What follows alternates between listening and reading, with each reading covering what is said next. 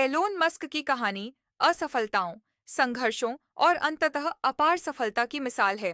उनकी जिंदगी से हमें यह सीखने को मिलता है कि अगर आपके पास एक मजबूत लक्ष्य, मेहनत करने का जुनून और कभी न हार मानने का जज्बा हो, तो आप किसी भी बाधा को पार कर सकते हैं। शुरुआती संघर्ष और कठिनाइयाँ।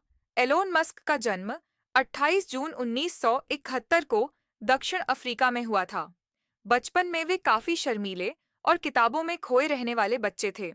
उन्हें बचपन में बहुत तंग किया जाता था, यहाँ तक कि एक बार कुछ बच्चों ने उन्हें इतना पीटा कि वे बेहोश हो गए थे। लेकिन उन्होंने कभी हार नहीं मानी। उन्हें कंप्यूटर और प्रोग्रामिंग का बहुत शौक था। केवल 12 साल की उम्र में उन्होंने खुद से कोडिंग सीखकर ब्लास्टर नाम का एक वीडियो गेम बनाया और उसे $500 में बेच दिया। शिक्षा और पहली असफलताएं। एलोन ने आगे की पढ़ाई के लिए अमेरिका का रुख किया।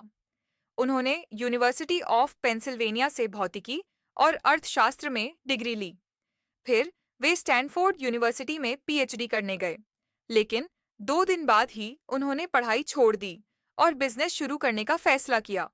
उनकी पहली कंपनी जिप2 थी, जो अखबारों के लिए ऑनलाइन गाइड बनाने का काम करती थी।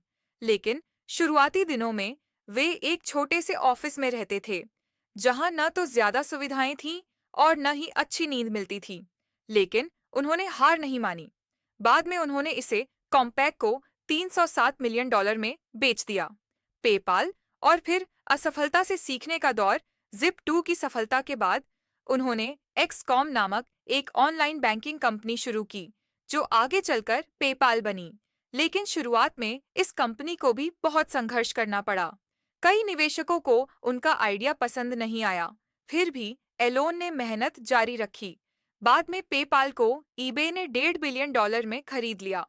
अब तक एलोन मस्क करोड़पति बन चुके थे, लेकिन उनका असली सपना तो अभी बाकी था। स्पेस में जाना, इलेक्ट्रिक कार बनाना और दुनिया बदलना। स्पेसएक्स, 3 बड़े फेलियर और चौथी कोशिश में सफलता। उन्होंने 2002 में स्पेसएक्स नाम की कंपनी शुरू की ताकि इंसानों को मंगल ग्रह तक पहुंचाया जा सके। लेकिन उनके पहले 3 रॉकेट लॉन्च असफल रहे। उनके पास सिर्फ इतना पैसा बचा था कि वे सिर्फ एक और प्रयास कर सकते थे। अगर चौथी बार भी उनका रॉकेट फेल हो जाता, तो कंपनी पूरी तरह से बंद हो जाती। लेकिन एलोन मस्क ने हार नहीं मानी। उन्होंने अपनी पूरी जान लगा दी और चौथा रॉकेट सफलतापूर्वक लॉन्च हो गया। इस सफलता ने नासा का ध्यान खींचा और उन्होंने स्पेस एक्स को अरबों डॉलर का कॉन्ट्रैक्ट दिया। टेस्ला, असफलता से सफलता तक का सफर।